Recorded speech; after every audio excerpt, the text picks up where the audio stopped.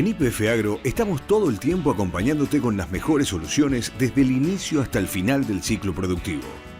Con la mejor genética de semillas, nutrición especializada, protección de cultivos y soluciones energéticas.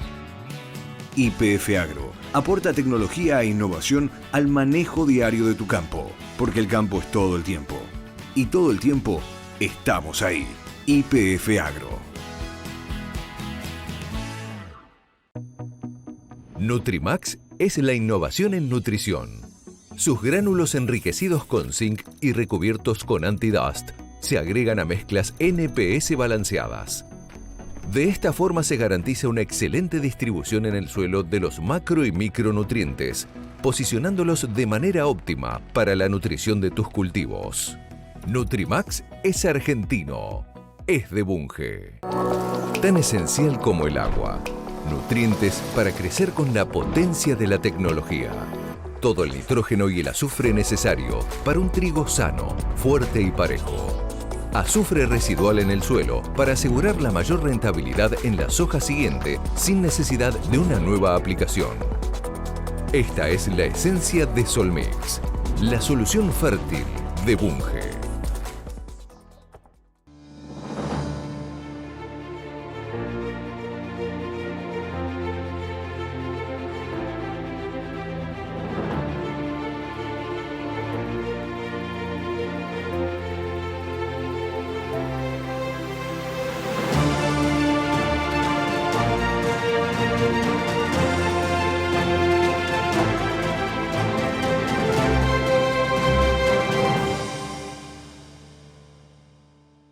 Buenas tardes, es un gusto comenzar un nuevo ciclo de charlas técnicas, en este caso las del 2023, en el marco del convenio entre la Facultad de Agronomía de la Universidad de Buenos Aires y Agroconsultas. A lo largo de este año vamos a ir brindando este ciclo de charlas que va a ir tocando temas de interés técnico, y que queremos compartir con ustedes para generar un ida y vuelta entre lo que vamos generando de información y lo que el medio productivo demanda y consulta. Bueno, entonces, bienvenidos a este ciclo. Hoy vamos a dar inicio, nos vamos a centrar en lo que es manejo del agua y nutrición post-sequía para el cultivo de trigo, y ahora le doy la palabra a Ramiro Carretero de Agroconsultas. Bueno, buenas tardes a todos, muchas gracias por sumarse. Como siempre, lo primero, agradecer a la Facultad de Agronomía y a través de ella a Karina, secretaria académica, Karina Álvarez, secretaria académica de la Facultad, que nos abre este espacio ya desde hace 6 años para poder justamente, como dijo Karina, poner a disposición de todos ustedes, del público de Agroconsultas y todo el público que pueda sumarse, poner a disposición docentes y especialistas en distintas temáticas para, de alguna manera, generar capacitaciones o charlas que puedan servirles a ustedes para lograr el fin último que tenemos en Agroconsultas, que es que puedan tomar mejores decisiones y obtener mejores resultados. Así que, como dice Cari, esta es la primera charla del ciclo 2023. Vendrán varias charlas más a lo largo del año en distintas temáticas, acorde a cómo vayan avanzando los cultivos y actividades del sector, así que estén atentos que van a ir saliendo más charlas. En esta oportunidad, la charla va a estar centrada en lo que refiere a manejo de agua y nutrición, ¿sí?, de los cultivos de fina. Probablemente es más apalancado en trigo, pero también con algún concepto útil para otros cultivos de cereales de invierno. Para eso vamos a contar con 2 especialistas en la temática, ya muy reconocidos seguramente por ustedes, ya han participado alguna vez en el sitio, en las charlas, en este ciclo y en otras charlas. Ellos son Pablo Pristupa. Pablo es secretario de Asuntos Estudiantiles de la Facultad, pero principalmente profesor adjunto de la Cátedra de Fertilidad y Fertilizantes. Él va a hacer las veces de moderador y va a forzar o indagar en Gustavo seguramente más conceptos al finalizar la charla que no hayan quedado tal vez durante la charla. Gustavo Ferraris es un especialista muy reconocido también en la temática, en todo lo que tiene que ver con nutrición de cultivos. Él es del INTA Pergamino y tiene muchos trabajos en relación al tema y mucho conocimiento por brindarnos. Él va a llevar adelante la presentación, seguramente moderado por Gustavo de la mejor manera. Entre los dos esperamos que, como siempre lo hacen, puedan darle muchos conceptos y muchos tips para lo que se viene, que es el manejo de la nutrición de los cultivos de invierno. Así que con esto yo agradecerles nuevamente la participación a todos los que se sumaron y los que podrán sumarse luego. Les recuerdo que esta charla va a quedar para que la puedan mirar luego. Así que le dejo la palabra entonces a Pablo para que haga una breve apertura y junto a Gustavo puedan iniciar con la charla. Yo los vuelvo a saludar al finalizar la misma. Bueno, muchas gracias, Ramiro. Buenas tardes a todo el mundo. Bueno, en realidad, buenas tardes a todos los que escuchan durante la tarde, buenas noches a los que escucharán esto grabado en la noche, buen día a los que lo escuchen a la mañana.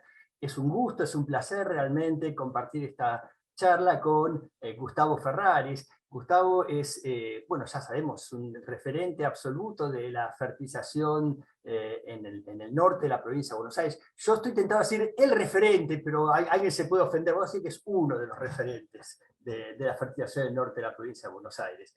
Gustavo es ingeniero agrónomo de la Universidad Nacional de Rosario y él realizó un máster, un magíster en la Escuela para Graduados de la Facultad de Agronomía de la UBA, en nuestra facultad, en donde nos conocimos con Gustavo ya hace algunas décadas, unas pocas décadas, no tanto, tenemos nuestros años, pero tampoco la pavada.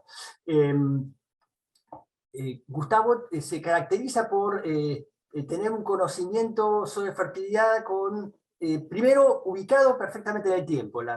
Gustavo tiene opinión de qué es lo que está pasando en cada momento en el campo, que no es algo que todos los investigadores tenemos. Y otra característica de Gustavo es que tiene un conocimiento amplio de los temas de fertilidad. Él sabe de muchas cosas, pero lo que es notable es que no sabe por qué leyó, sabe porque hizo ensayos de todas esas cosas de las cuales habla. Con lo cual, lo que nos va a contar son seguramente las consecuencias, las conclusiones de años de trabajo. Así que bueno, es un gusto compartir esta tarde con Gustavo. ¿Qué es lo que nos tenés para contar, Gustavo? Bueno, buenas tardes para todos. Bueno, muchísimas gracias, Pablo, por la presentación. Quiero agradecer a la facultad por incluirme en el ciclo, realmente como un amigo de esa casa de estudios y amigo de la cátedra. Y también Agroconsultas, porque bueno, permanentemente digamos, tenemos un intercambio, tanto desde la respuesta de la consulta como de estas presentaciones. Desde luego, ¿no es cierto?, que estamos cerrando una campaña 22-23, que va a quedar en la historia, ¿no es cierto?, por la severidad, ¿no?, de la sequía que afectó a todos los cultivos, con bajísimos rindes en zona núcleo, y bueno, la gran pregunta, ¿no es cierto?, de todos nos hacemos es cómo seguimos, y por supuesto que eso tiene muchos aspectos, desde la genética, del manejo. Yo voy a tratar de abordarlo desde el agua y la nutrición, específicamente. Y bueno, en lo que es esta nueva campaña, lo primero que tenemos que ver, por supuesto, es cómo estamos parados, ¿no? Tratar de caracterizar los suelos en cuanto a su perfil hídrico, su perfil nutricional, para ver dónde estamos parados.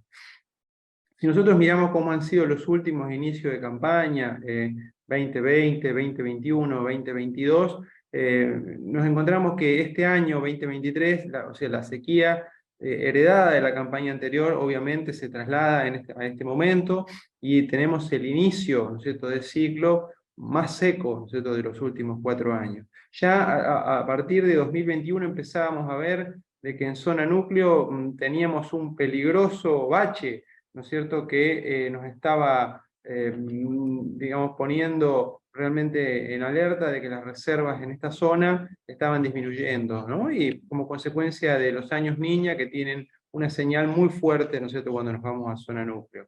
Entonces, allá por inicio de mayo, cuando todavía prácticamente no habíamos tenido lluvias de recarga, en la región prácticamente se decía que no iba a haber cultivos de invierno, porque no podíamos seguir sembrando sin humedad para llevar los cultivos al fracaso.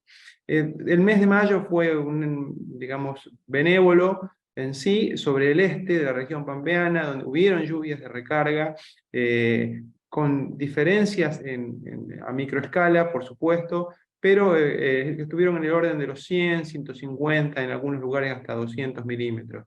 Entonces, esos mapas de humedad a 1 metro de profundidad, vemos, ¿no es cierto?, que muestran una mejor condición, y si bien pensamos de que va a haber una disminución en la superficie, de siembra de cultivos de invierno, ya varios productores se están animando, digamos, ¿no?, a hacer trigo y la condición es un poco mejor.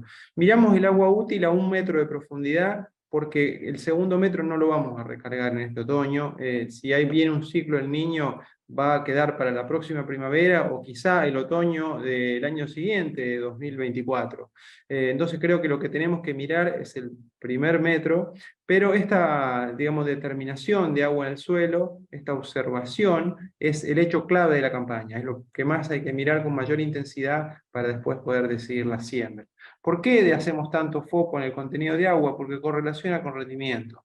Nosotros acá tenemos el resultado, digamos, de la correlación entre el rendimiento del cultivo de trigo. Cada uno de estos puntos, ¿no es cierto?, representa una campaña, y dentro de esa campaña hay alrededor de 100 lotes de producción que muestreamos con distintos asesores, cuyo rendimiento después tenemos con certeza, y esto está relacionado con el contenido de agua útil en el suelo alrededor del 1 de mayo, más las lluvias de mayo-junio, que se pueden considerar ya lluvias de recarga previo al cultivo, ¿no? Y vemos que explica el 53% de los rendimientos. Ni el nitrógeno, ni de control de enfermedades, ni ninguna otra variable explica tanto la productividad como esto, ¿no?, a lo largo de los años. Entonces, por eso tenemos que tener muy en cuenta, vamos a una estación, si bien en la zona núcleo solemos tener alguna lluvia invernal, no deja de ser una estación fría y seca, con lo cual los cultivos se hacen, ¿no es cierto?, con el agua del suelo.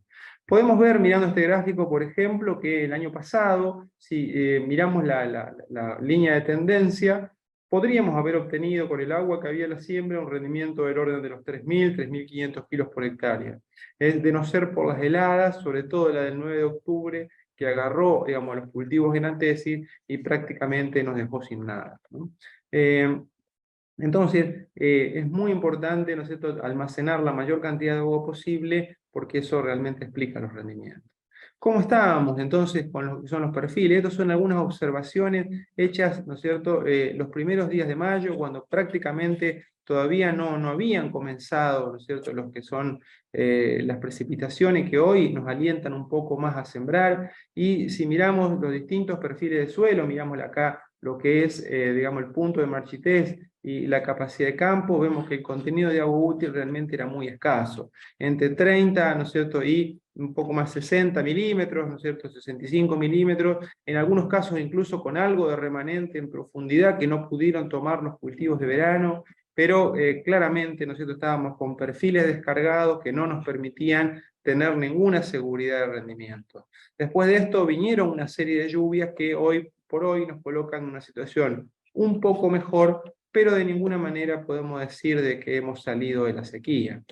El otro punto, digamos, que sí nos representa un aliciente y que a lo mejor nos permite sembrar con no una recarga completa de los suelos como es deseable cuando vamos a un año seco, son los pronósticos climáticos que nos anticipan un ciclo El Niño. Acá podemos ver la proyección de los distintos centros meteorológicos del mundo. Todos ellos, ¿no es cierto?, para el mes de agosto ya están proyectando una fase cálida, lo cual podría traducirse en varios hechos que son favorables. Por un lado, una disminución de la cantidad de heladas, que han sido, digamos, tremendas durante las últimas campañas. Por otra parte, eso podría anticipar que bajo un ciclo El Niño podríamos disfrutar de alguna lluvia invernal y, sobre todo, lo más importante, un temprano retorno de las precipitaciones en la primavera. Ahora, ¿qué significa, ¿no es cierto?, una serie de El Niño respecto de las niñas que habíamos tenido anteriormente? Y bueno, para eso vamos a mirar la serie climática de INTA Pergamino. Acá están divididas las precipitaciones de más de un siglo, del lado izquierdo en los años La Niña, del lado derecho en los ciclos El Niño. Las cajas nos indican lo que serían la mediana y los percentiles 75 y 25 de precipitaciones, y digamos los desvíos, las barras de los desvíos, los percentiles 90 y 10%. No los máximos y mínimos absolutos, sino los percentiles 90 y 10%. Y por ejemplo, para hacerlo de manera resumida, si nosotros miramos la mediana, podemos decir que podríamos esperar de lluvias entre mayo y septiembre, o sea, lluvias de invierno e inicio de primavera, alrededor de 150 milímetros, si estamos en un ciclo La Niña, y en un ciclo El Niño estas pasarían a 180 milímetros. Esto nos dice que realmente, por más que estemos en un proceso del Niño, que es algo virtuoso, pero de todas maneras la señal sobre las lluvias no es tan grande en el invierno. Cuando nos vamos a la primavera, digamos, inicio del verano, ahí sí, nosotros esperamos un retorno más consistente de las lluvias, pero digamos, la presencia de un fenómeno del Niño tampoco nos permitiría sembrar con perfiles completamente descargados, porque no podemos esperar, digamos, que haga, digamos, su trabajo, digamos, que la diferencia de lluvia sea muy por arriba de la media. Pero bueno, con condiciones de recarga parciales, el primer metro casi completo, sí, digamos, alguna lluvia que acompañe durante el invierno, bueno, podríamos estar en una condición que sí, digamos, permitiría hacer trigo. Por otra parte, digamos, nosotros tenemos que siempre pensar cuando diseñamos nuestros sistemas de cultivos de invierno, que nosotros trabajamos en sistema de doble cultivo, y que tanto el agua como la nutrición debe alcanzar, digamos, para toda esa secuencia. Y que si la miramos así, como un doble cultivo, podemos ver de que prácticamente nosotros son de las secuencias más exigentes del mundo. Por un lado de agua, fíjense que acá hay una medición que hicimos algunos años atrás de consumo, digamos, de un experimento de trigo en un tratamiento con una buena fertilización nitrogenada, y fíjense que recién vemos una recuperación del contenido de agua del perfil a partir del metro 60, es decir, el trigo suele explorar, digamos, prácticamente casi todo, digamos, lo que es las capas de suelo dentro del perfil, ¿no? Y entonces esa soja de segunda, ese maíz de segunda que va a venir por debajo del trigo, por detrás del trigo realmente suele encontrar perfiles muy descargados. Si tenemos años secos, ¿no es cierto?, o escasas reservas, entonces la variabilidad de los rendimientos se hace muy importante.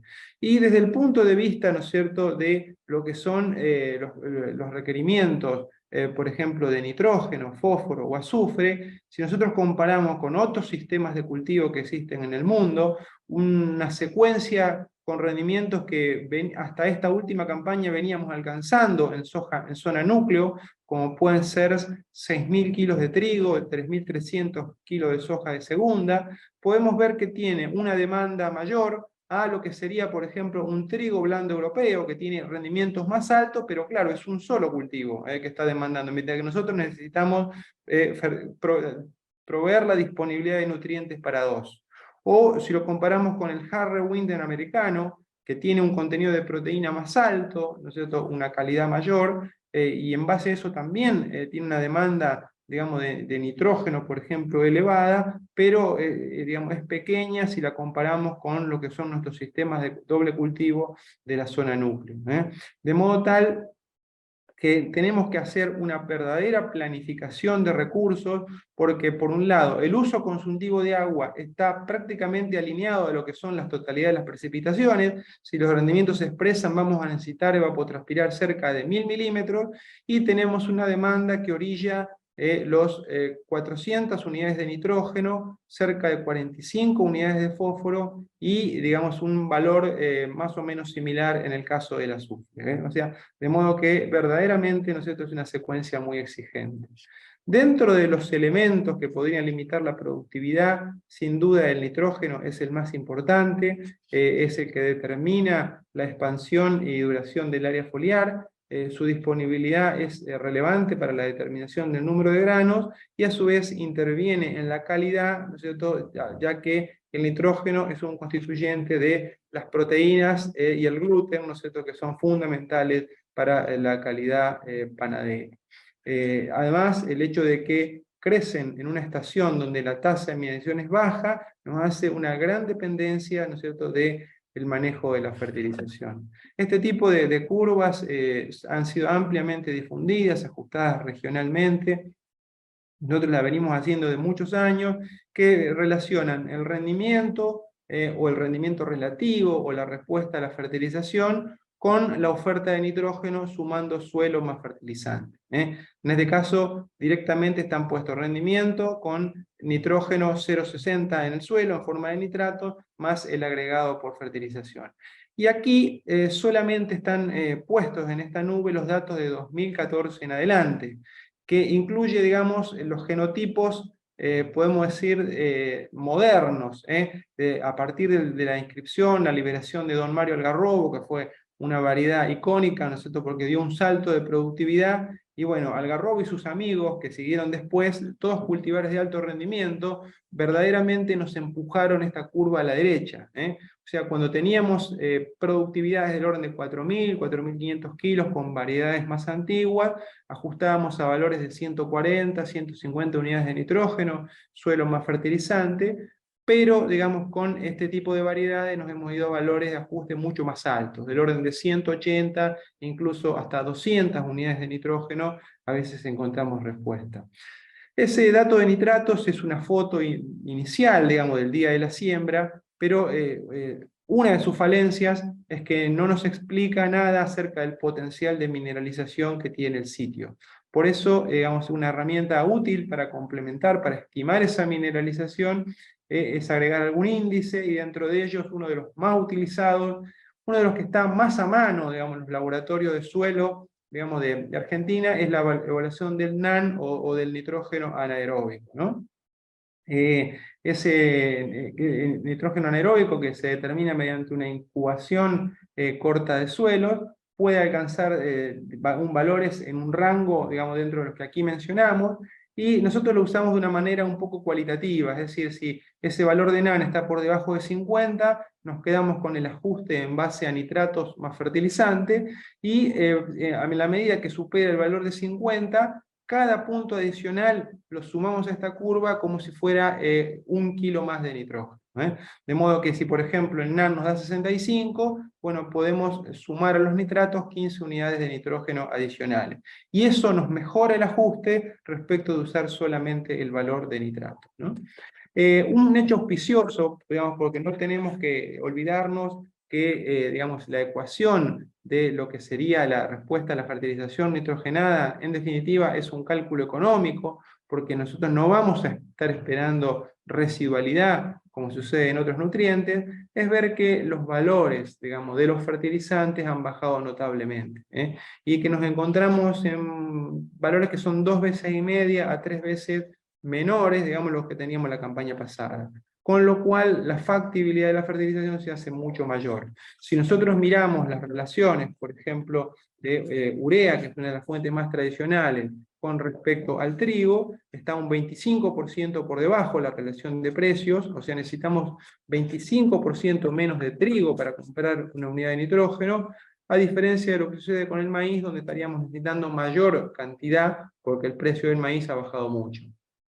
Con el MAP sucede algo parecido, estamos necesitando vender menos cantidad de trigo para comprar una unidad de MAP, digamos, ¿no? Lo cual eso tiene una implicancia importante en las decisiones de fertilización, como vamos a ver a continuación. Si miramos las relaciones de precios, por ejemplo, de lo que sería el trigo y la urea, podemos ver que eso a finales de 2021, inicio de 2022, con una urea cerca de $1.400, bueno, tenía valores disparados respecto de los históricos.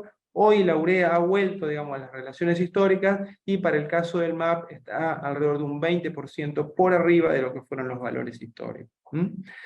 Esto tiene mucha importancia a la hora de hacer un cálculo económico de la fertilización. Esa curva de respuesta que yo les mostrara, de rendimiento versus nitrógeno, oferta de nitrógeno, suelo más fertilizante, nosotros la podemos dar vuelta transformándola en una función de eficiencia. Aquí está la eficiencia de uso de nitrógeno, medida en kilos de grano por cada unidad de nitrógeno disponible, y eso, ¿no es cierto?, lo relacionamos con la oferta total de nitrógeno. Como la función de respuesta es asintótica, ¿no es cierto?, la trayectoria, ¿no es cierto?, de esta recta de eficiencia es decreciente, porque en la medida en que nosotros vamos agregando cantidades adicionales de nitrógeno, esa eficiencia va bajando. Lo bueno de esto es que nosotros podemos hacer un cálculo económico directo de la fertilización, porque podemos proyectar cuánto nos sale en términos de trigo una unidad de nitrógeno, y en función de eso, ¿no es cierto?, ver hasta qué valor de oferta total de nitrógeno podríamos estar ajustando. Entonces, si eso lo mirábamos, por ejemplo, en abril de 2022, el óptimo económico se desfasaba mucho del óptimo físico. No podíamos irnos más allá de 120 unidades de nitrógeno en el ajuste porque estaba muy caro. Ya al momento de la siembra, ¿no es cierto?, como vemos acá, este tipo de relaciones, $900 la urea, 320 el trigo, diciembre de 2022, habían mejorado bastante estas relaciones, pero la gran inconveniente, el gran problema, ¿no es cierto?, que teníamos la campaña pasada y tenemos esta, es que esta función de eficiencia que tenemos acá en un ciclo normal, cuando vamos a un ciclo seco, la eficiencia de uso de nitrógeno baja considerablemente, porque está limitada por agua. Entonces ya no podíamos esperar la misma curva de respuesta, sino que tenemos un plató mucho más cercano. Entonces, en un ciclo seco, esa función de eficiencia se corta, digamos, ¿no es cierto?, en un valor también más bajo. Si miramos las relaciones para este año, tanto las que podíamos tener con el trigo disponible, ¿no es cierto?, al inicio de las proyecciones, como el trigo de diciembre de 2023, un valor, por ejemplo, de 2.45 de diciembre, que es algo que tenemos disponible hoy, vemos que el óptimo económico se junta con el óptimo físico, de modo que tenemos una factibilidad mucho más alta de fertilizar respecto de la campaña pasada. El inconveniente o el dilema que tenemos es si la recarga de agua no fue completa, porque la función de eficiencia no sería esta, sino que sería esta otra, y eso nos podría en alguna medida limitar la respuesta a nitrógeno. De modo que, de nuevo, ¿no es cierto?, revisar los perfiles, medir el agua útil es, creo, la variable clave, ¿no es cierto?, de esta campaña. Algunos resultados de experimentación. Nosotros todos los años realizamos una serie de experimentos donde cruzamos distintas variedades, las más usadas, de trigo y alguna de cebada, por distintos programas de fertilización. La campaña pasada realmente fue muy difícil para sacar datos, o estuvieron muy sesgados por el ambiente, por un lado porque la oferta hídrica alcanzó prácticamente el punto de marchitez, la reserva de agua del suelo, y por otro lado, por el hecho de que tuvimos durante el ciclo temperaturas medias por arriba, ¿no es cierto?, de las medias históricas, y temperaturas mínimas medias muy por debajo. Y cada una de estas flechas marca la ocurrencia de algún evento severo de heladas, y si miramos, por ejemplo, las más graves o las más icónicas, acá tenemos una, por ejemplo, el inicio de septiembre, una helada tremenda de casi 5 grados bajo cero en Abrigo, que mató todos los macollos del cultivo, y la más problemática, digamos, la que terminó de cerrar, digamos, la campaña, fue esta del 9 de octubre, que nos agarró todos los trigos en antesis, ¿no? De modo que, bueno, los rendimientos están muy condicionados por esta situación, y acá vemos los promedios de distintas variedades en función de 4 tratamientos de fertilización, que están hechos con 2 repeticiones. Esos 4 tratamientos están especificados acá. El T1 no es un testigo absoluto, sino que es una fertilización base, con 100 kilos de superfosfato triple y 150 de urea incorporada a la siembra. El T2 agrega un repaso con 120 unidades de urea en macollaje. El T3 reemplaza esa urea en macollaje por 10 unidades de nitrógeno por vía foliar. Y por último, el tratamiento 4 es un esquema completo con doble dosis de fertilizante fosforado, la mitad de ellos al voleo, y con nitrógeno un programa, ¿no es cierto?, completo con fertilización a la siembra, en macollaje y por vía foliar. Bueno, acá vemos los rendimientos de las distintas variedades.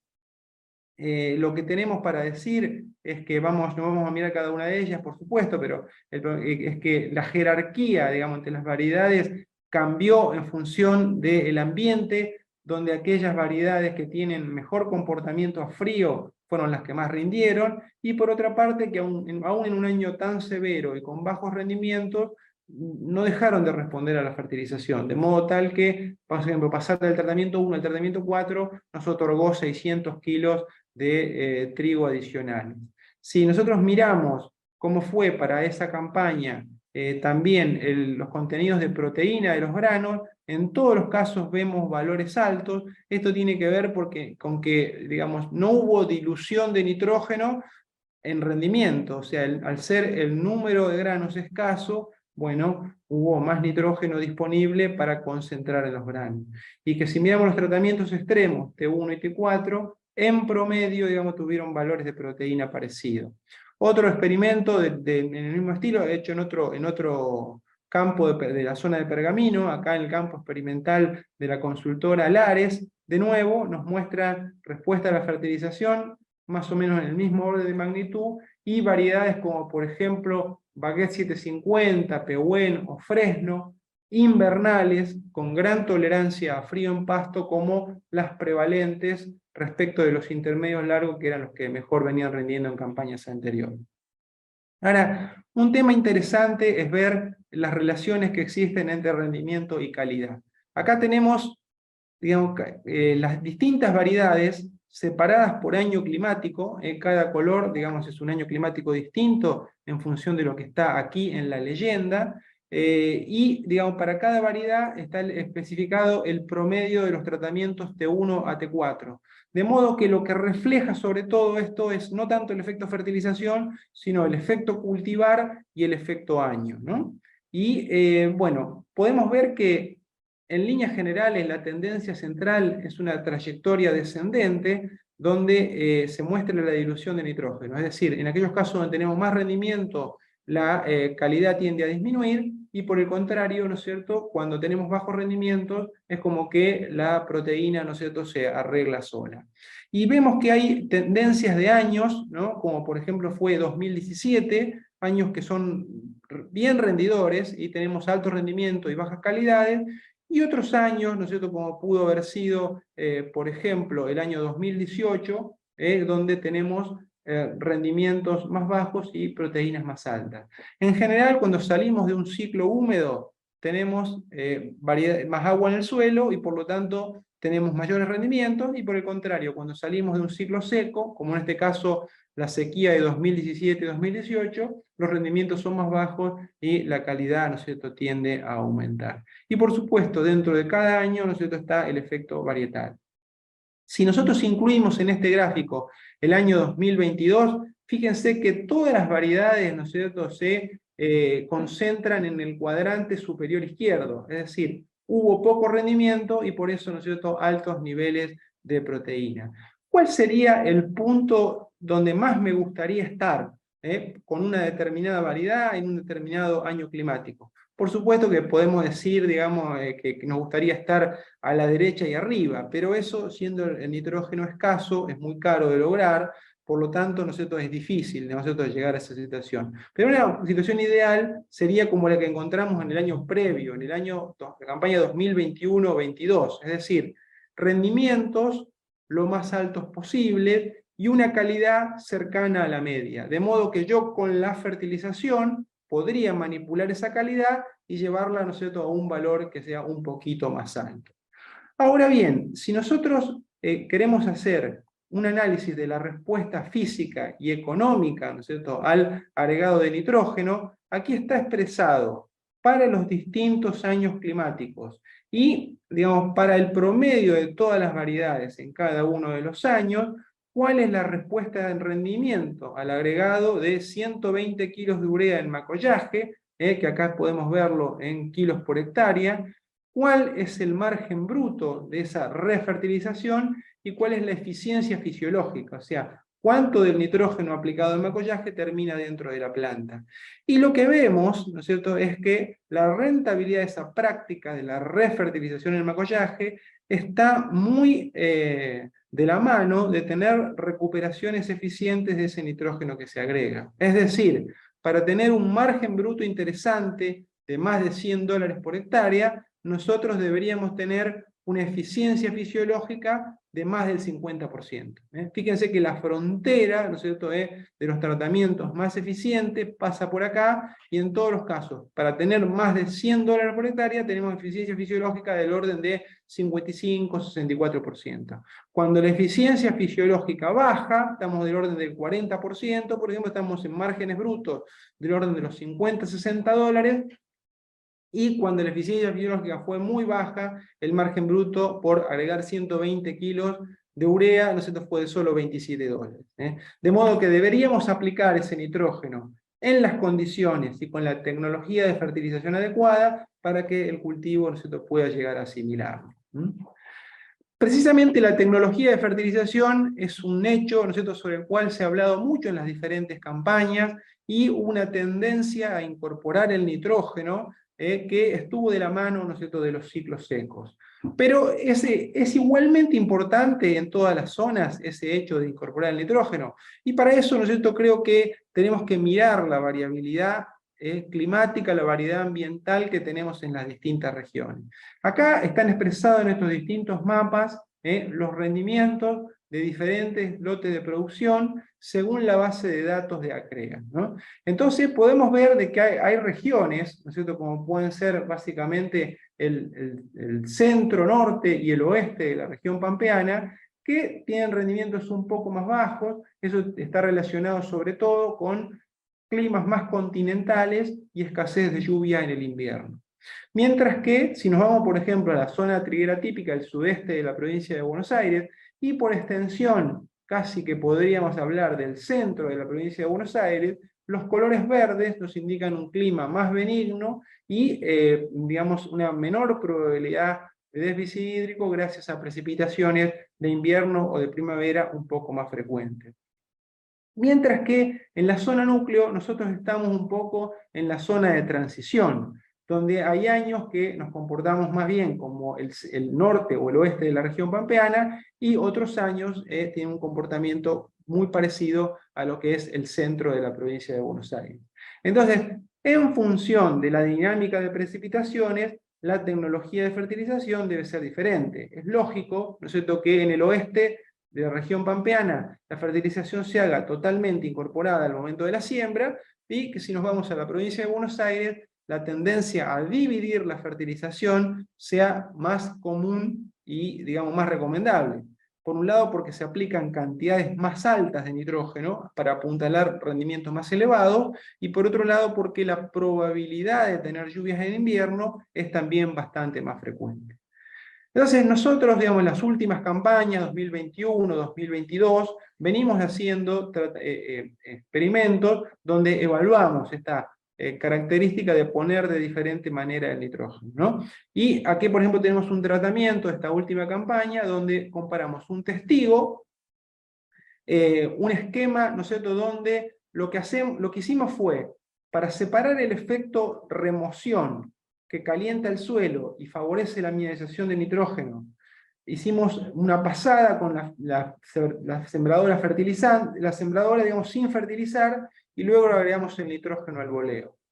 Eso lo comparamos con un tratamiento sin remoción y con el agregado de nitrógeno al macollaje, donde no hubo lluvias en la última campaña que lo incorporaran, y por último tenemos un tratamiento donde se incorporó el nitrógeno mediante una labor previa a la siembra. Es decir, tenemos el testigo, un tratamiento con remoción, pero aplicación de nitrógeno al boleo, un tratamiento al boleo en macollaje, sin remoción, y por último un tratamiento directamente incorporado. Lo que vemos es que la remoción, aun cuando el nitrógeno no se pusiera incorporado, fue suficiente para lograr un mejor stand de plantas y una rápida acumulación de materia seca dentro de las plantas, pero ¿no es cierto?, que cuando nos vamos a evaluar el daño de heladas, el nivel de cobertura que alcanzó el cultivo a la etapa de inicios de encañazón, una estimación de la absorción de nitrógeno con SPAD, o directamente el rendimiento del cultivo, la incorporación de nitrógeno en este ciclo seco fue lo más eficiente. Cuando nosotros nos encontramos en un ciclo un poco mejor, donde la probabilidad de lluvias, ¿no es cierto?, se hace más frecuente, esa incorporación de nitrógeno en nuestra región no sería tan relevante. Por ejemplo, tenemos aquí un experimento de la campaña 2021/22, el año anterior, donde podemos comparar en 3 niveles de nitrógeno un tratamiento hecho a la siembra con remoción, pero el nitrógeno puesto, digamos, en superficie. Eso, si lo comparamos con la incorporación de nitrógeno, hubo una diferencia de rendimiento promedio del orden de 300 kilos por hectárea, que es una diferencia, pero no sería, digamos, tan relevante.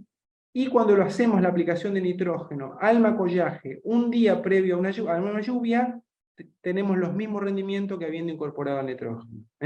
O sea, en un año que tenemos lluvias invernales, una condición un poco más benigna, nosotros estamos en una zona donde es factible hacer una aplicación en cobertura total o hacer fertilizaciones durante la etapa de macollaje.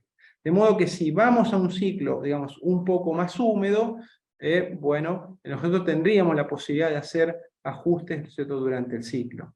Este es este ensayo también de la campaña 2021-2022, que lo podemos identificar a partir de los rendimientos. Los rendimientos son rendimientos satisfactorios, no como los de la última campaña. Evaluamos un poco el efecto de fuente. Aquí tenemos tratamientos con urea a la siembra, al macollaje, o con un fertilizante líquido a la siembra o al macollaje. Y vemos que prácticamente no hay diferencia entre fuentes. Esto tiene que ver con que en el invierno las condiciones para la volatilización son mucho menos frecuentes. Menos todavía, ¿no es cierto?, si tenemos una lluvia cercana, digamos, a los días posteriores a la aplicación de ese nitrógeno. Las fuentes entonces se hacen más importantes, se exacerban su diferencia cuando vamos a una estación más cálida, donde la probabilidad de volatilización, digamos, se hace más importante.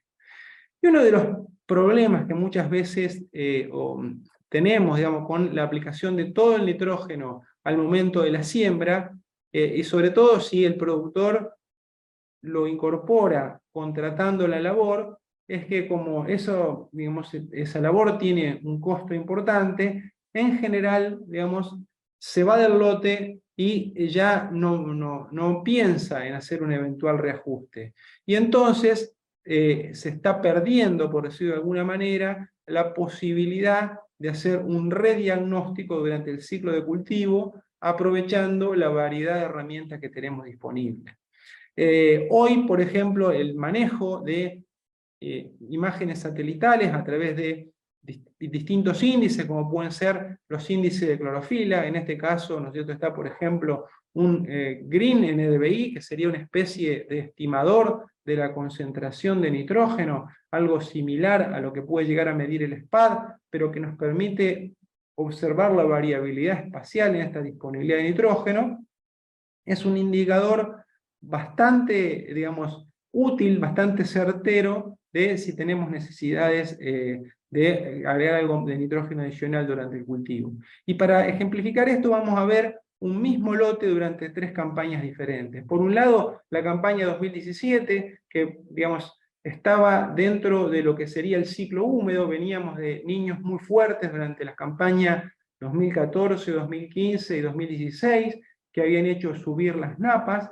Entonces, en este ambiente que, digamos, tiene un relieve más alto en la parte central y una zona un poco más baja, digamos, hacia los laterales. Esto es en el sur de Santa Fe, cerca de la localidad de Juncal, en el departamento de Constitución.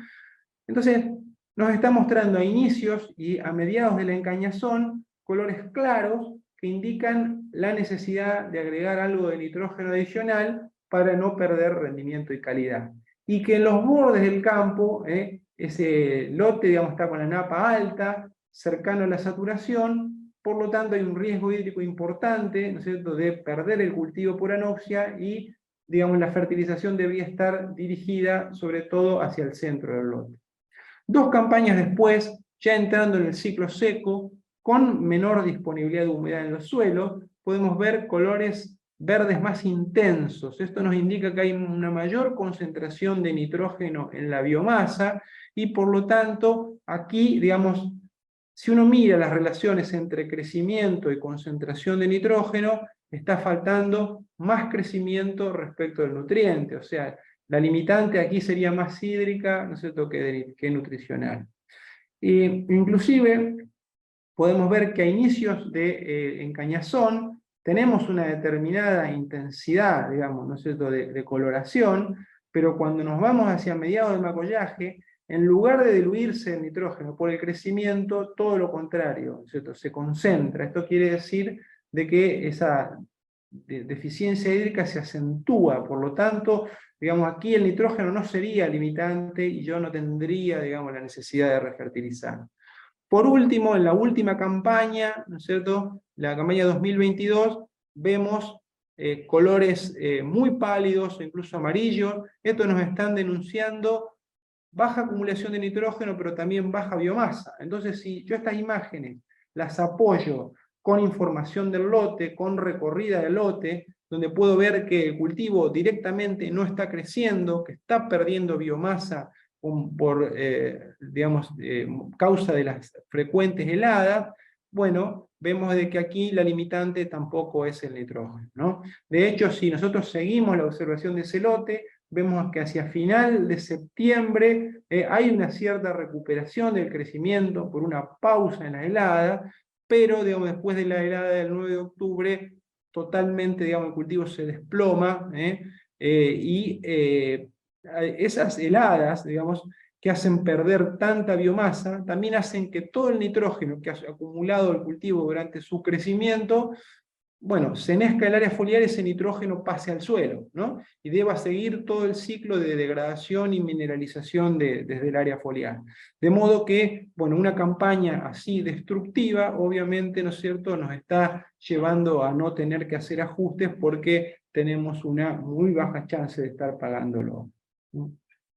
Bueno, me detuve bastante en nitrógeno porque creo que es el elemento clave, ¿no es cierto?, y que hemos tenido, digamos, más interacciones con el diagnóstico y con la forma de aplicarlo durante las últimas campañas, pero es bueno recordar de que no es la única limitante nutricional que podemos tener en nuestro sistema.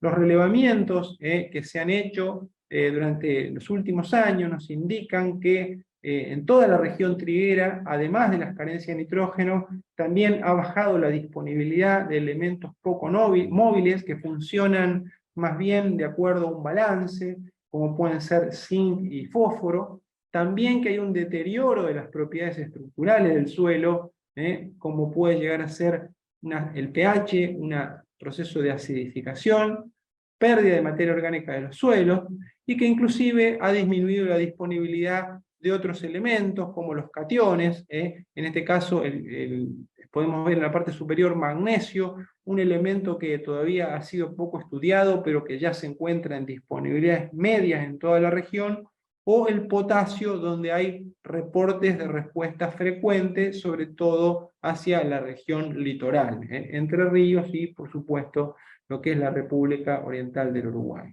De esto, sobre todo, vamos a hacer foco en fósforo, un elemento que en toda la zona núcleo, a causa de los años de extracción, se encuentra en concentraciones muy bajas y donde estamos observando respuesta no solamente a la fertilización, sino también diferencias entre dosis o a veces entre fuentes, donde aquellas que tienen eficiencia mejorada incluso muestran mejores crecimientos. Ni hablar de la cebada, que muestra también una sensibilidad aún mayor respecto de trigo, donde la ausencia de fertilización o la baja fertilización suele llevar inclusive a un retraso fenológico.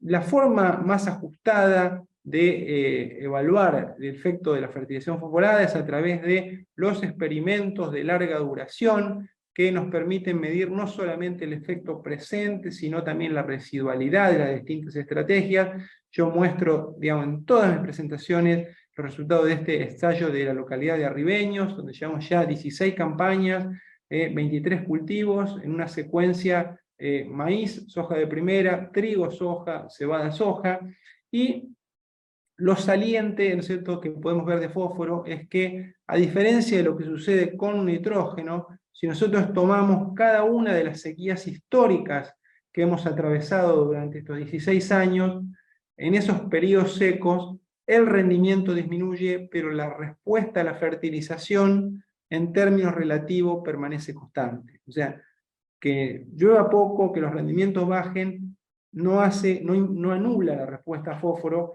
como sí sucedería con los nutrientes poco móviles. Y la rentabilidad de la fertilización a lo largo del tiempo, ¿no es cierto?, es un hecho muy interesante que podemos medir en estos experimentos de larga duración. Este es un análisis económico que ha hecho, digamos, Cecilia Paolilli, que es del Departamento de Economía del INTA Pergamino, donde aquí nos muestra a través de las sucesivas campañas la diferencia de margen bruto de cada una de 4 estrategias con relación al testigo. Entonces tenemos un tratamiento de dosis mínima, un nivel de reposición para rendimientos medios, un nivel de reposición para rendimientos altos, y por último un tratamiento de reconstrucción, que es lo que veíamos, ¿no es cierto?, en las gráficas anteriores. Y lo que podemos observar es que durante los 4 primeros años hay un margen bruto positivo, resultado de la fertilización, pero hay muy poca diferencia entre estrategias. A partir del 5º año, los tratamientos de reposición tienden a superar, de reposición o reconstrucción, tienden a superar al tratamiento de mínima, y a partir del año 10, todos los tratamientos empiezan a diferenciarse entre sí. De modo que, digamos, la reposición de nutrientes, la reposición de fósforo, es lo más rentable, lo que más margen bruto nos deja a lo largo del tiempo. Pero no lo vamos a prever en el primer año, sino que necesitamos una acumulación de tiempo como para que esa residualidad se exprese. Y es por eso que muchas veces es un esquema que tiene dificultades para implementarse a campo. De ese mismo experimento podemos derivar un dato interesante, que es ver qué porcentaje del fósforo se recupera en la primera campaña en que es aplicado. Esto es interesante porque nos puede dar un indicio de cuál sería la secuencia de cultivos más apropiada para recuperar el fertilizante que no se pudo utilizar durante la campaña pasada, a partir de los bajos rendimientos que se obtuvieron. Como veíamos, por ejemplo, en la campaña, todavía no tenemos los datos de esta campaña, pero puede servir de referencia, por ejemplo, la campaña 2008-2009, que también fue muy seca, y bueno, cuando los suelos se secan, digamos, la eficiencia de recuperación disminuye, y teníamos ese año recuperaciones muy bajas. Pero si nosotros miramos a lo largo del tiempo, podemos ver que las secuencias de doble cultivo han sido las más eficientes para tomar el fertilizante agregado. Podemos ver que cuando tocó trigo o cebada, recuperaban en el primer ciclo un 36% del aplicado, y la soja de segunda recuperaba un 30% adicional, o sea, 66% entre los dos cultivos en promedio. Un maíz lograba recuperar un 56% del aplicado, y una soja de primera solo un 34%. De modo tal que cuanto más intensiva es la secuencia de cultivos, más eficiente va a ser la recuperación del fósforo que estamos agregando en esta campaña, o del que hemos agregado y no hemos utilizado en la campaña pasada, en la campaña anterior. Y bueno, entonces, si un productor eventualmente, ¿no es cierto?, en este próximo ciclo, por cuestiones financieras o porque no tiene una recuperación de los perfiles, decide no sembrar doble cultivo y por ejemplo va a soja de primera, aún en la campaña 2024, hacer doble cultivo nos va a permitir tener una mayor eficiencia de uso, digamos, del fósforo que hemos puesto los años anteriores. En general, en estos suelos que son poco fijadores, el fósforo no se pierde, ¿no es cierto?, e intensificar la rotación nos va a ayudar a tener una recuperación más rápida, ¿no es cierto?, de esos nutrientes residuales. Por último, algo, ¿no es cierto?, de lo que siempre, ¿no es cierto?, surgen consultas y que bueno, es bueno siempre refrescarlo, que es la tolerancia de lo que son los cultivos, los distintos cultivos de invierno, a la aplicación de fertilizantes en la línea de siembra. Acá tenemos, digamos, las curvas de emergencia de distintos cultivos o con distinto posicionamiento del fertilizante. Tenemos dosis, digamos, está hecho en función de la dosis de una fuente, como fue el MAP, resultado de 2 años, 100, 200 y 300 kilos de MAP en la línea de siembra.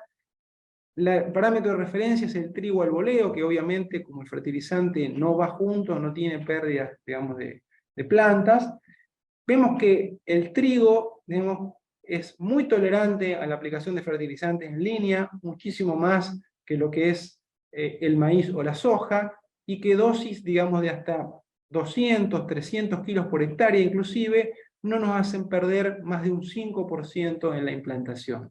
La cebada, digamos, ya lo hemos confirmado también en otros experimentos, es un poco más sensible. Fíjense que una dosis de 200 kilos nos hace perder aproximadamente un 10% de las plantas, 300 kilos ya se va un 20% de las plantas, y las legumbres invernales, bueno, son más sensibles todavía.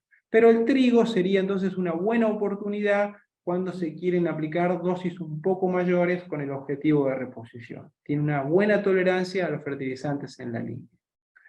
En cuanto a lo que serían novedades que estamos viendo, digamos, en tema de nutrición de cultivos en estas últimas campañas y que el productor tendría a mano para utilizar, bueno, por un lado hay una gran variedad de fuentes nitrogenadas de uso foliar, inclusive una mayor presencia en el mercado de la urea foliar de bajo biuret con un costo de nitrógeno razonable.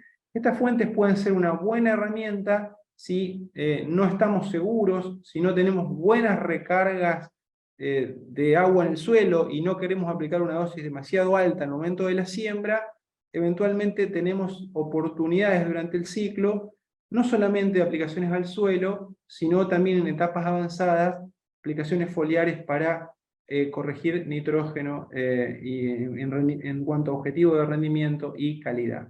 Inclusive, como decíamos, con una mayor presencia y más de una marca de ureas de bajo biuret para aplicación foliar.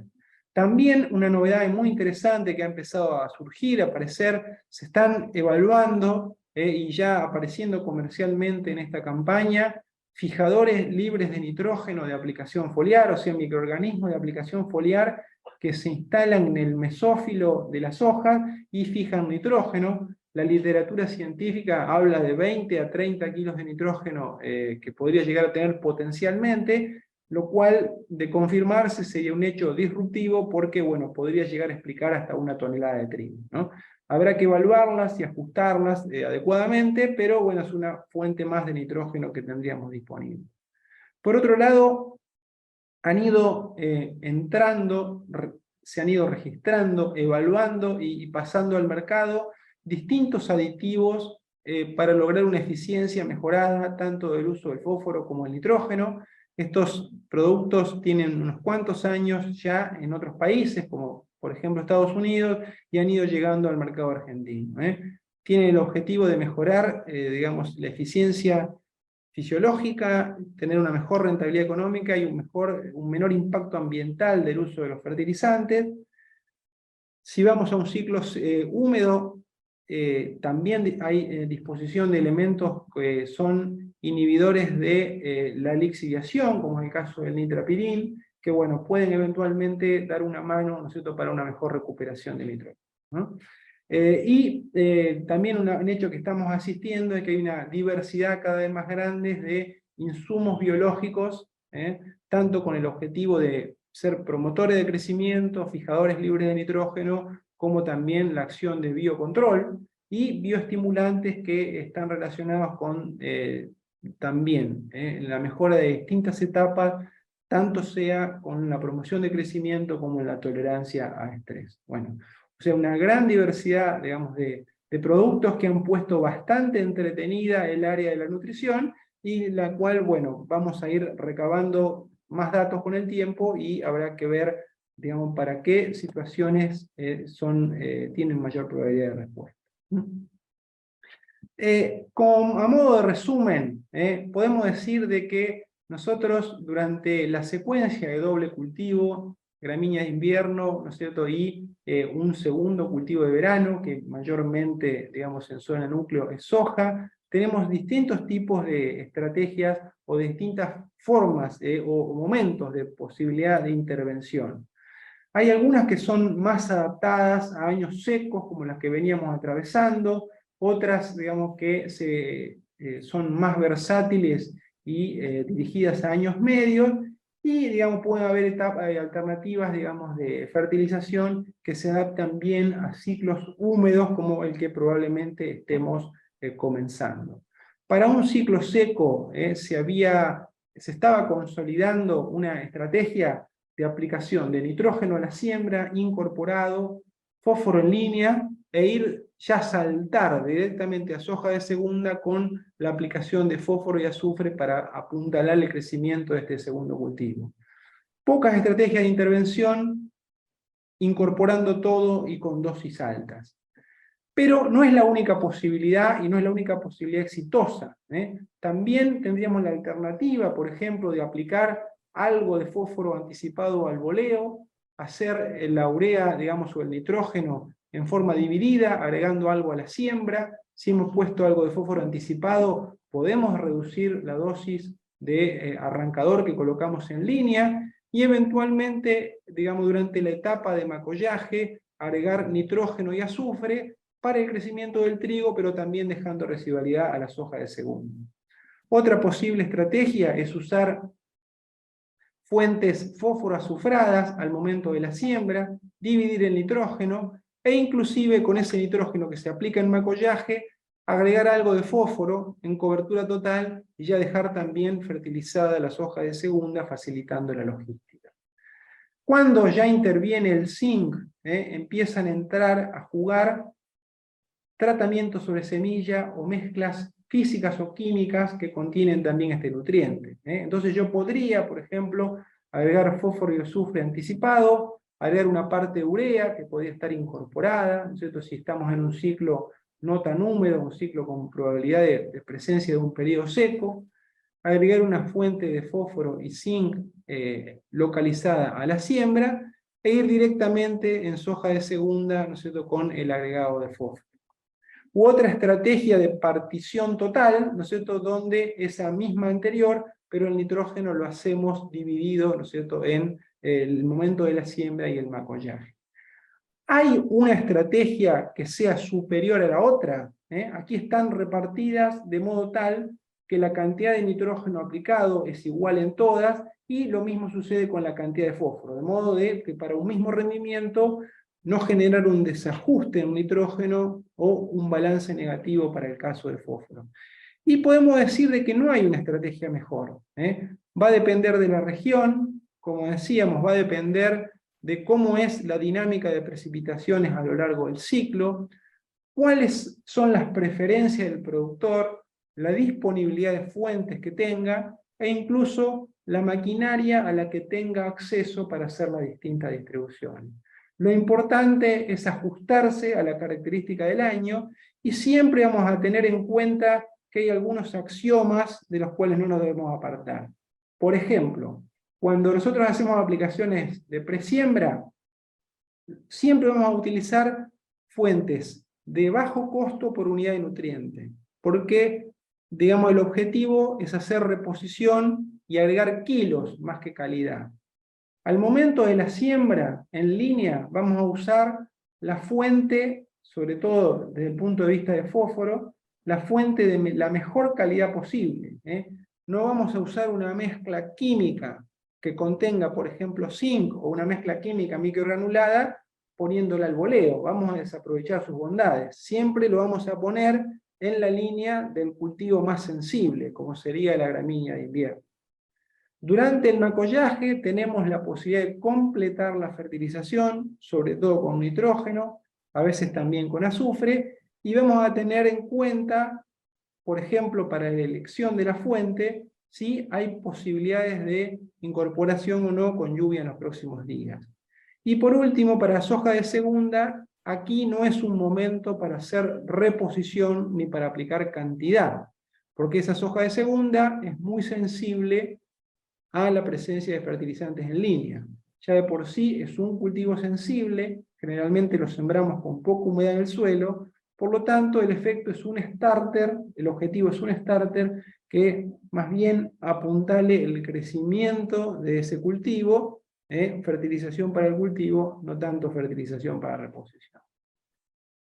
Para concluir, digamos, desde el punto de vista, y tratar de responder la pregunta de si es factible sembrar trigo en esta campaña, podemos decir que como fortalezas tenemos, por un lado, los fertilizantes en baja, relaciones de precio favorables, como no teníamos en las campañas anteriores.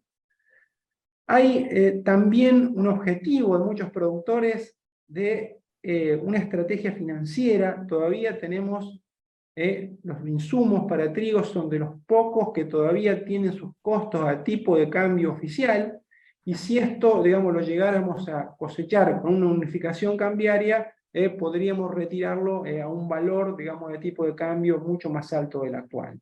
Y eso también es una motivación, digamos, a sembrar trigo o cultivos de invierno, porque podría ser el último cultivo donde podemos invertir con insumos a tipo de cambio oficial.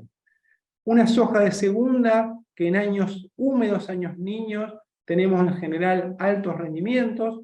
A su vez, una estrategia de doble cultivo significa, bueno, repartir, tener 2 periodos críticos, con lo cual también es una estrategia de estabilización. Y decir que los cereales de invierno, el trigo y la cebada, digamos, han sido productivamente muy competitivos en las últimas campañas, exceptuando la anterior, y que la rotación de doble cultivo es la de mayor margen histórico si tomamos los últimos 10 años. Como debilidades, hay una gran incertidumbre climática, de precios a diciembre, de disponibilidad de insumos, lo cual muchas veces retrae las expectativas de siembra. La recarga de humedad, digamos, no es suficiente en todas las regiones, hay muchas zonas donde todavía, digamos, los perfiles están bastante secos y el rendimiento no está demasiado asegurado.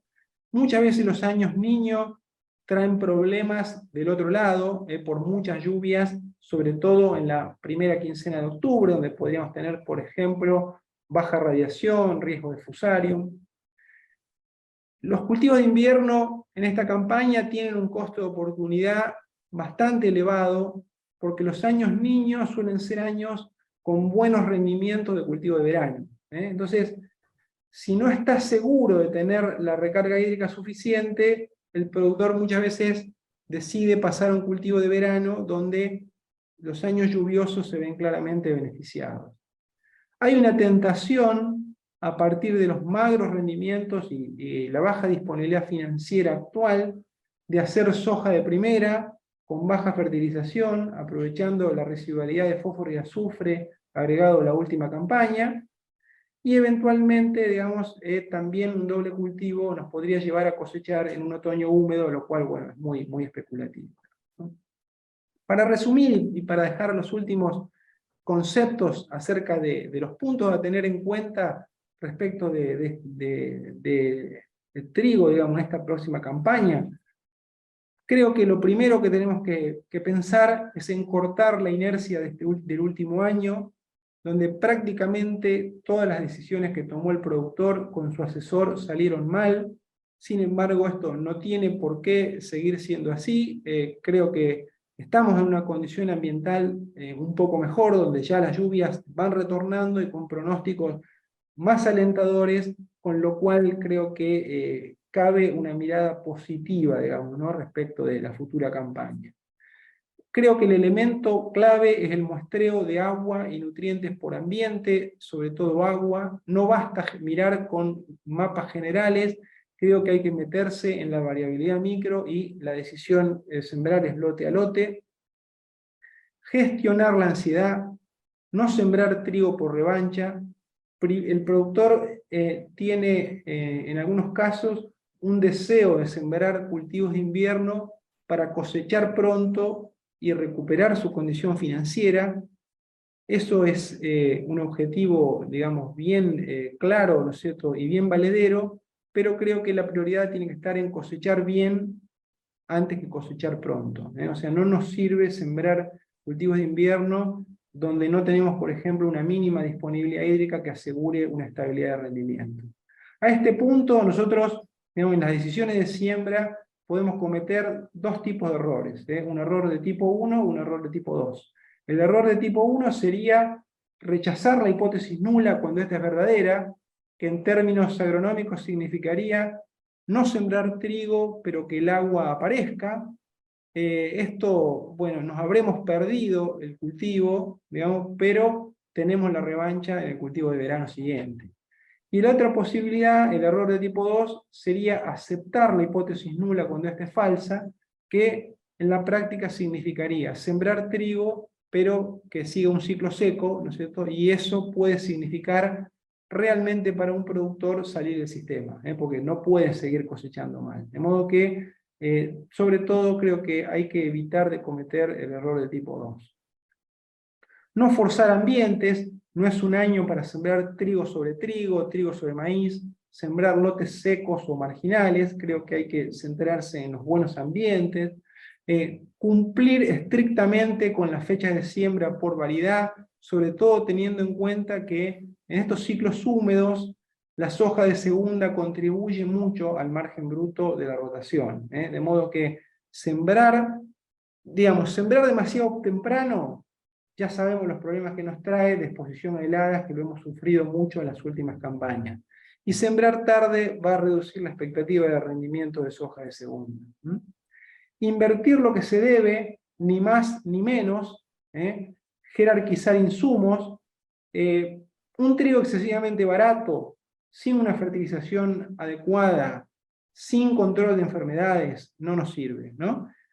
Y tampoco es el año donde tenemos, digamos, quizás recursos escasos para la inversión, para probar tecnologías o prácticas que no tenemos una respuesta segura o bien validada para nuestra región.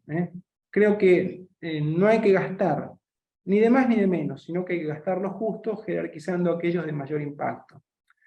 Y por último, incorporar todas las tecnologías de costo cero. O sea, es el año para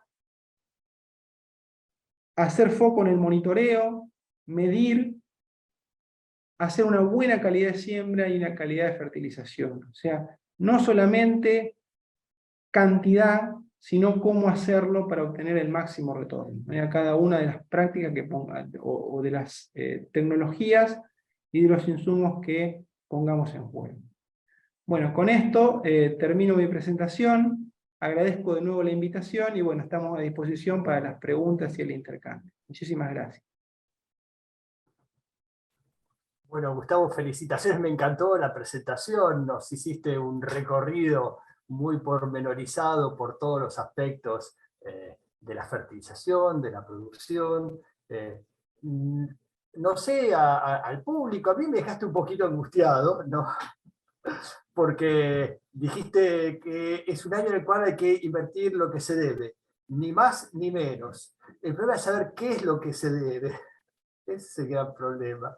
Claro, yo creo que, bueno, si nosotros hacemos, por ejemplo, un experimento de potencial de rendimiento o de sistema de producción, que hemos hecho muchos, nosotros incluso en redes conjuntas, Pablo, identificábamos algunas variables claves que sí o sí están relacionadas con la productividad. La oferta de nitrógeno es una de ellas. No tiene sentido si tenemos una recomposición hídrica en la primavera, cultivos flacos, digamos, de nitrógeno, donde vamos a dejar mucho rendimiento y calidad en el medio. Inclusive, por ejemplo, si vamos a un cultivo alternativo al trigo, como es la cebada, la brecha de precios que hay entre cebada cervecera y forrajera en este año es muy grande, con lo cual, digamos, pasarnos a un escalón inferior de precios, ¿no es cierto? No tiene sentido, nos va a bajar mucho la rentabilidad del cultivo. El control de enfermedades, que bueno, en un invierno más cálido, más húmedo, como esperamos, también, digamos, la presencia de rollas, de enfermedades necrotróficas como las manchas, bueno, son aspectos que sí o sí hay que controlar, digamos, ¿no? De hecho, el productor hoy, sobre todo en lo que respecta a trigo, está sembrando lo que tiene. En algunos casos son variedades que de muy buen rendimiento, pero que tienen varios años en el mercado y con sensibilidad a roya amarilla y roya anaranjada. Bueno, son aspectos que, si no los vamos a ajustar bien, nitrógeno, enfermedades, por destacar algunos, más vale no sembrar trigo, pasar a un cultivo de verano. Ahora bien, muchas veces al productor y a todos, ¿no es cierto?, no solamente nos gusta ganar dinero, sino también tener el cultivo lindo y altos rendimientos, ¿no? Y muchas veces usamos aquellas tecnologías marginales que no tenemos del todo probadas en la región y que, bueno, decimos, el costo se va a pagar y de última cambio la plata, digamos, ¿no? Sería el año para hacer foco en las primeras y la segunda quizá dejarlas para un año donde estemos con mayor disponibilidad de recursos que los que traemos. Sí, sí.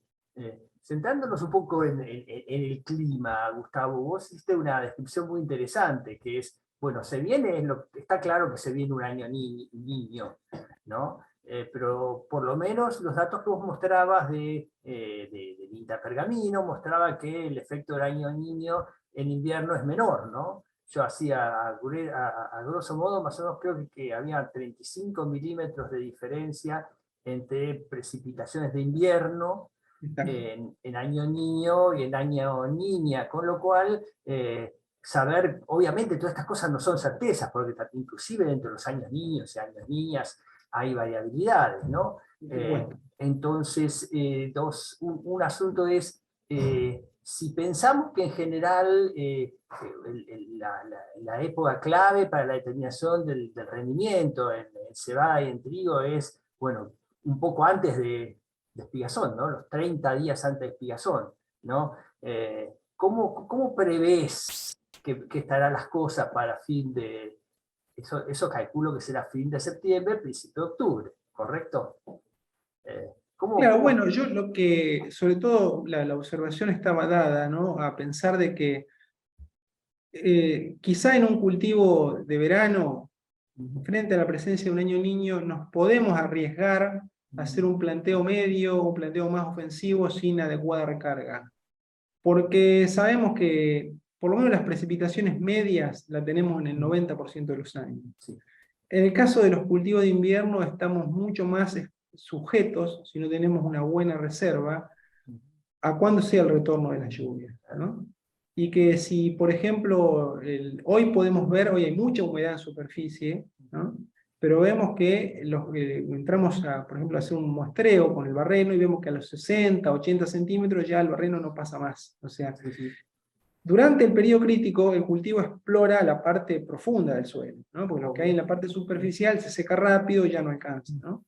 Y si llegamos, sabemos que julio, agosto, por ejemplo, muchas veces en el mes de septiembre, se instala el invierno, comienza a helar y bueno, no tenemos posibilidades de lluvia, ¿no? Entonces, si esa manifestación del niño, como bien decías, se da de una manera un poco tardía, puede ser de que lleguemos, por ejemplo, al periodo crítico con un bajo número de espigas, con escasa área foliar, y bueno, ya no alcance para tener un cultivo con buena expectativa de rendimiento, ¿no?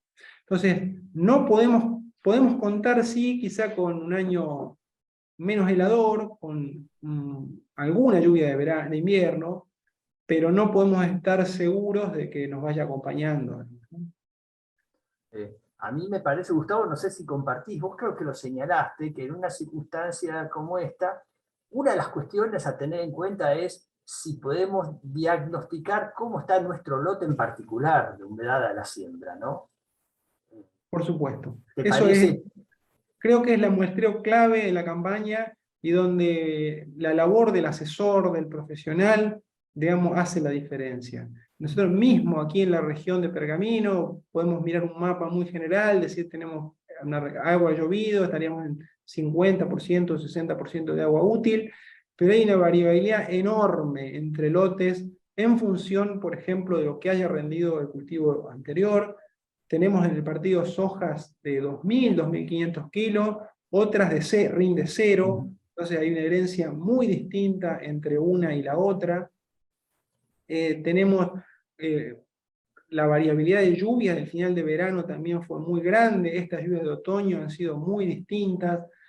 Ambientes más planos donde la receptividad, digamos, y el aprovechamiento de pequeñas lluvias es mucho mayor que otros que son más altos y más colgados, de modo que esa variabilidad micro hay que ir a medirla al campo, claramente. Parece como fundamental. Y una estrategia que parece interesante es, en el nitrógeno, podemos jugarnos a postergar un poco la aplicación en general, como tendencia general. Vos mostrás claramente en tus datos que uno puede ver como algo positivo o algo negativo, que en general, en tus ensayos de pergamino, por lo menos, aplicar el urea a la siembra, en macollaje, mitad y mitad, dan resultados bastante parecidos, ¿verdad? No hay grandes diferencias. Uno lo puede ver con el punto de vista negativo, decir, bueno, si da más o menos lo mismo, aplico toda la siembra, me saco el problema de encima y listo, ya está.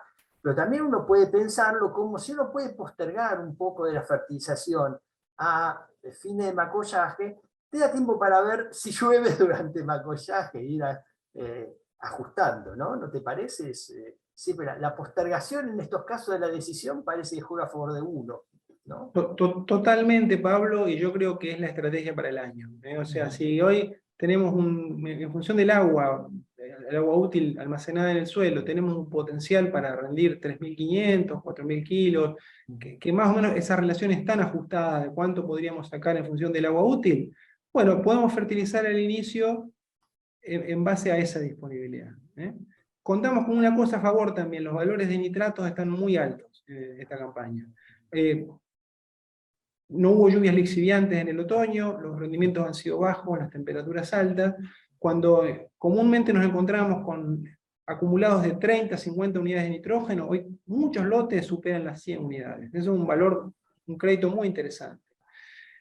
Y bueno, hay que pensar, y como muy bien decís, si durante el ciclo vemos condiciones como o hay una recarga o hay un pronóstico de una muy buena lluvia, podemos subir el objetivo de rendimiento y en función de eso mejorar la fertilización.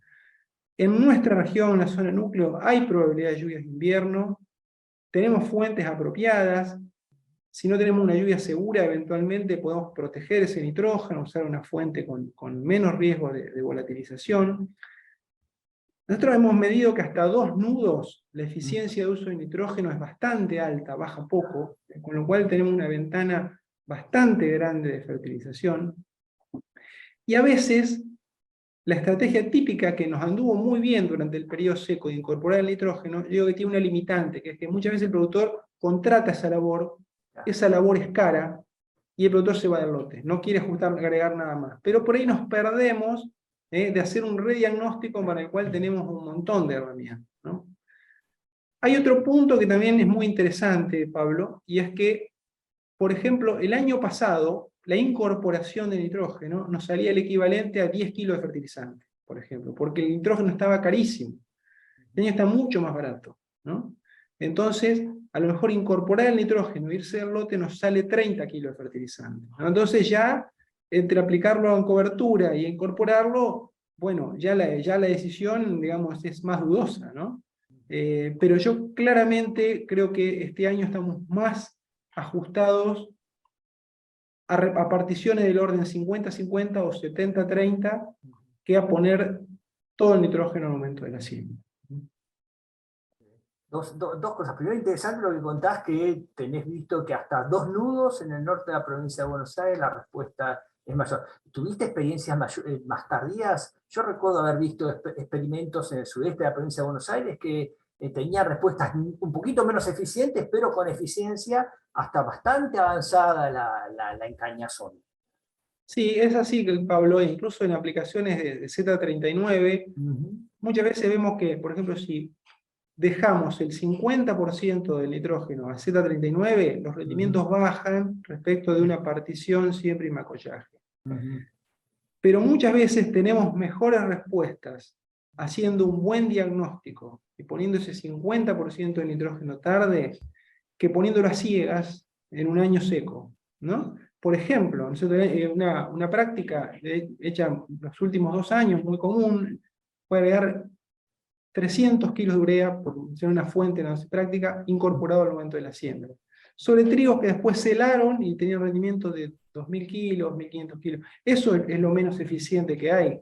Yo prefiero resignar un poco de rendimiento, pero ir, digamos, ajustándome al potencial, ¿no es cierto?, que tiene el cultivo. Y sobre todo, tener en cuenta que no estamos diciendo de poner el 100% de nitrógeno en 3 nudos, en hoja bandera. sino el ajuste final, digamos, ¿no? Para pasar de 4.000 a 5.000 kilos, por ejemplo. Y ya que estamos con esto de pensar en esta cuestión estratégica, porque es estratégica, uno dice, lo ve de afuera y dice, bueno, en el promedio quizá da lo mismo, pero la posibilidad de postergar te da la posibilidad estratégica de ir decidiendo, de tomando la decisión con más información del año.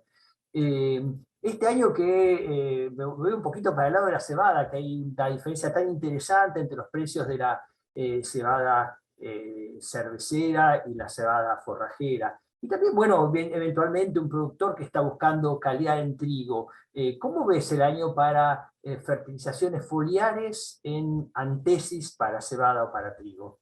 Pensando inclusive que cada vez tenemos mejores fuentes de, no sé si mejores, sino fuentes de urea de bajo biuret con precios lógicos, no digo baratos, ¿no? Y mayor disponibilidad en la zona, sí. Realmente, no, me parece que es lo que hemos visto, Pablo, y en las redes que hemos compartido, es que la cebada es muy rústica para defender rendimiento con bajo nitrógeno, pero se le desploma la calidad, ¿no?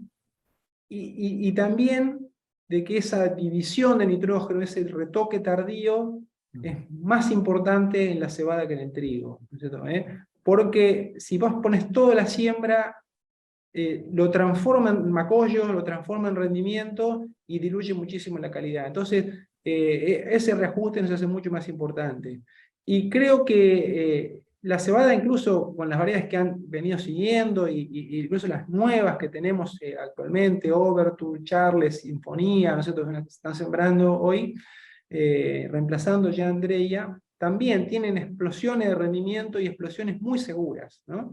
Si es un año que no tenés heladas, que no tenés una situación de anoxia en ambientes bien elegidos, digamos, con pendiente, ambientes altos, y no heladores, tenés una gran seguridad de rendimiento. Y la forma, digamos, de asegurar calidad cuando tenés rendimiento es agregar ese nitrógeno cuando ya no lo puede utilizar para generar más granos. Entonces, los retoques tardíos me parece que son casi que un seguro, digamos, ¿no?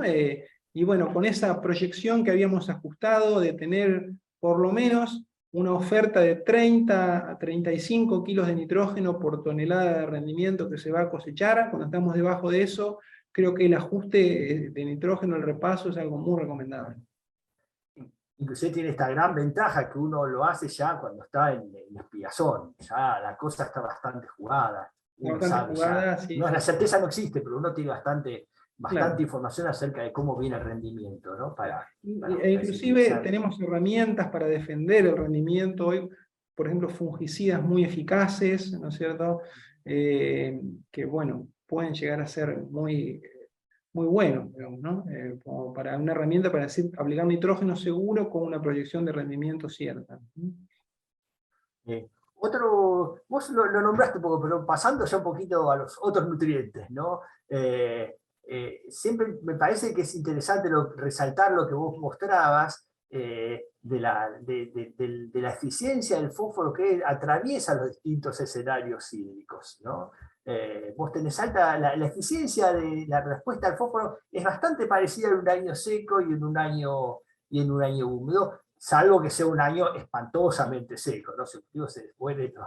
Pero con lo cual me parece que quizá estos años no hay que ser tan conservadores en la aplicación de fósforo si uno va a hacer cultivos de invierno, ¿no? Porque la respuesta está, aunque no venga tan bien, y lo que no se usa va a estar para el cultivo de segunda, ¿no? Claro. Un asesor, digamos, muy conocido de la zona una vez dijo que el fósforo sería lindo tenerlo, poder aplicarlo como si fuéramos ricos, ¿no? Y es verdad. No se le conoce ningún defecto. Realmente la fertilización fosforada tiene que ver con la estabilidad de rendimientos a mediano plazo, ¿no? Entonces, siempre los cultivos los va a aprovechar en suelos de tipo molisoles, digamos, de una textura franca, como los nuestros, siempre lo va a terminar aprovechando, si no es este cultivo el siguiente, ¿no? Hay una gran tendencia o tentación, ¿no?, en época de bolsillo flaco también, de aprovechar el fósforo de la campaña anterior, que se ha extraído muy poco, un involuntario balance positivo, y bueno, usar ese fósforo para el ciclo productivo. Yo lo que digo es que cuando vamos a una secuencia de doble cultivo, los cultivos de invierno claramente son los más exigentes en fósforo de los que sembramos. Entonces, por ahí distribuir esa menor dosis o menor fertilización en los dos cultivos. Y más vale, digamos, poner menos o poco o nada en la soja de segunda, pero no dejar de toda pata el cultivo de invierno, porque es muy importante para el crecimiento, para la acumulación de biomasa. Este año hemos visto y han circulado, Pablo, por las redes, por distintos lugares, estas últimas campañas que han sido tan heladoras, fotos de, por ejemplo, campos donde Merceda que vienen haciendo un tratamiento de reposición muy bien realizado, con aplicaciones continuas al voleo, con altos niveles de fósforo, donde ya se suprime el arrancador en la línea, y veíamos cultivo de invierno con fuertes daños de heladas, porque no tenían esa elevada concentración de fósforo en la biomasa que le da el arrancador en la línea, ¿no? Y eso, bueno, eso que veíamos en los cultivos de invierno, no lo vemos en la soja, no lo vemos en el maíz tardío, lo podemos ver un poquito en el maíz temprano, pero sin dudas son cultivos muy exigentes en fósforo y no debemos dejar de apuntalarlo. Coincido, si decidimos sembrar, que es quizá lo que convenga no sembrar, de acuerdo a qué circunstancia, de acuerdo a la medición inicial de la humedad del suelo, si decidimos sembrar, no podemos obviarlo, el fósforo. Podemos ser estratégicos en el nitrógeno y nada tanto en el fósforo. Y aprovecho así tu amplia experiencia en la zona norte de... ¿Has tenido respuesta a zinc en el norte de la provincia de Buenos Aires? Sí. ¿Viste diferencias entre años secos y años húmedos? ¿Qué es lo que puedes contarnos? Sí, Pablo, en realidad, digamos, los cultivos de invierno, trigo, cebada, no tienen una expresión tan nítida como le vemos en el maíz, donde aparece ese bandeado clorótico y ya rápidamente identificamos que hay una baja concentración de zinc en la biomasa. Los síntomas son más difusos, se dan en condiciones más graves y aparecen como una especie de mancha, de parche necrótico, que uno puede ver a veces más en la bibliografía que a nivel de campo. Pero en las respuestas vemos que el umbral para los cultivos de invierno es muy parecido al del maíz. O sea, es un punto crítico que se comenta, se menciona de alrededor de una parte por millón, sí, medido por DTPA a 0,20, sería válido para todas las gramíneas. Y lo podríamos usar, digamos, también, ¿no es cierto?, como un umbral para trigo o para cebada. Sí hemos visto los experimentos, por ejemplo, que cuando se aplica zinc, la biomasa temprana es mayor respecto a tratamientos que no lo tienen en suelos con baja disponibilidad, y su comportamiento desde la absorción, aún el aplicado al suelo, es más parecido a fósforo, es decir, es un nutriente con más dependencia de la concentración en el suelo que del potencial de rendimiento, ¿no?, como es característico de nutrientes poco móviles. De todas maneras, yo recuerdo haber visto datos tuyos donde mostrabas que la aplicación directamente, como recubriendo la semilla, el zinc funciona bastante bien, ¿no? Sí, sí, es así. Son estrategias donde vamos distintos lados. Por un lado, digamos, lo que tiene que ver con podemos priorizar la eficiencia o podemos priorizar, digamos, la cantidad, ¿no? Cuando nosotros aplicamos el zinc en el suelo, la eficiencia de absorción es quizá la más baja de todas, pero saturamos la zona de absorción, porque 1 kilo de zinc, por ejemplo, sería el doble, o sea, de los requerimientos que tiene una secuencia de doble cultivo de alto rendimiento, trigo, soja, cebada, soja. Nosotros saturamos la zona de absorción con una estrategia más bien de reposición, podríamos decir, ¿no? Los tratamientos de semilla o tratamientos foliares, la eficiencia de absorción es mucho, pero mucho más alta, pero estamos aplicando en menores cantidades. Es una fertilización más para el cultivo, ¿no es cierto?, que para la reposición total de todo el nutriente. En los que son los cultivos de invierno, tenemos una ventaja respecto de maíz. el volumen, la superficie de semilla, digamos, que estamos agregando es mucho mayor, ¿no? Es una semilla que el productor de por sí trata a campo, la trata con un fungicida, por ejemplo, a veces con un promotor de crecimiento, un bioestimulante, y no es una semilla que viene en una bolsa cerrada lista para sembrar, como en el caso de maíz. Entonces el tratamiento de semilla no es tan difícil, ni tan problemático. Lo podemos hacer a campo perfectamente, y creo que para los cultivos de trigo, cebada, es una buena alternativa. Los tratamientos de semillas son una buena alternativa. Bien.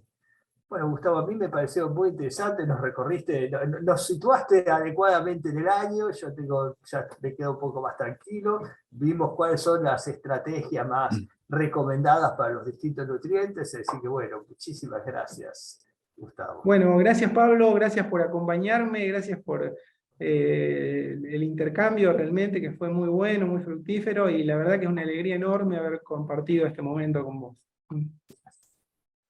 Bueno, yo me meto a robar literalmente un minuto más a la audiencia de ustedes, agradecerles, muy maravillado, y mientras hablaba pensaba qué oportuno fuimos en incluir como moderador a un especialista de la talla de quien expone, así que porque enriqueció muchísimo la disertación, la charla en general, así que muchas gracias Pablo por haber aceptado sumarte en ese rol. Obviamente muchas gracias como siempre Gustavo por brindarte desinteresadamente para estas acciones, y obviamente gracias a toda la audiencia, y por último a la Facultad de Agronomía por acercarnos a esta oportunidad y compartir con nosotros a estos referentes. Así que, como todos saben, van a poder revisar la charla las veces que quieran, queda disponible en este mismo link en el que lo están viendo, y sepan que vendrán nuevas charlas, estén atentos que las iremos publicando. Nuevamente gracias y buenas tardes, noches para todos. Buenas Muchas tardes. gracias. Nos vemos, chao.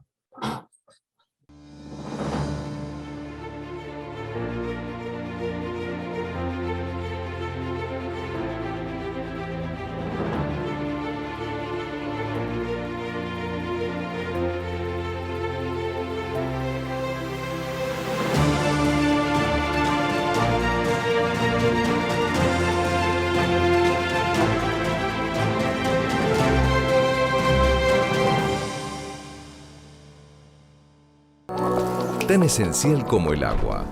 Nutrientes para crecer con la potencia de la tecnología. Todo el nitrógeno y el azufre necesario para un trigo sano, fuerte y parejo. Azufre residual en el suelo para asegurar la mayor rentabilidad en la soja siguiente sin necesidad de una nueva aplicación. Esta es la esencia de Solmix, la solución fértil de Bunge. Nutrimax es la innovación en nutrición. Sus gránulos enriquecidos con zinc y recubiertos con anti-dust se agregan a mezclas NPS balanceadas. De esta forma se garantiza una excelente distribución en el suelo de los macro y micronutrientes, posicionándolos de manera óptima para la nutrición de tus cultivos. Nutrimax es argentino, es de Bunge. En YPF Agro estamos todo el tiempo acompañándote con las mejores soluciones desde el inicio hasta el final del ciclo productivo. Con la mejor genética de semillas, nutrición especializada, protección de cultivos y soluciones energéticas. YPF Agro aporta tecnología e innovación al manejo diario de tu campo, porque el campo es todo el tiempo. Y todo el tiempo estamos ahí. YPF Agro.